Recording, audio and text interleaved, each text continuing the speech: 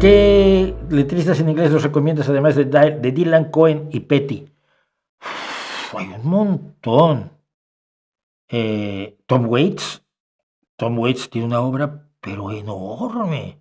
Y si no, con que te quedes solamente con Blue Valentine, es un disco inmenso. Tiene letras maravillosas y potentes y desgarradoras. Don McLean. Don McLean es conocido por American Pie. Su segunda canción más conocida es la que le dedica a Van Gogh, la de Starry Starry Night, Noche Estrellada Estrellada. Pero tiene un montón de canciones de primerísimo nivel. Paul Simon es un inevitable al hablar de grandes letristas estadounidenses. ¿Quién más? ¿Quién más? No sé, ahora no se me ocurren. Me pillaste así como a contrapié.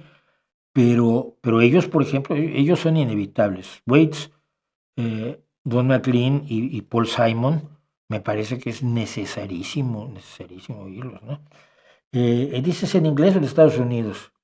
En inglés. A ver, en inglés hubo toda una época de grandes letristas. Cat Stevens, que me cae muy mal, se volvió un fanático musulmán, pero Cat Stevens tiene canciones maravillosas y tiene un disco en concreto donde viene Moon Shadow, que es maravilloso. The Who, que el letrista era Pete Townshend, tenía cosas absolutamente maravillosas. Y por supuesto, si te vas a bandas, Rush tenía uno de los mejores letristas de la historia, que era el baterista Neil Peart. Entonces, no, a ver, en inglés tenemos una cantidad enorme de letras que me hace sentirme cada vez muy mal, me hace sentirme muy mal porque no tenemos letristas tan buenos en español o tantos. Tenemos letristas muy buenos, pero no tantos, muy poquitos.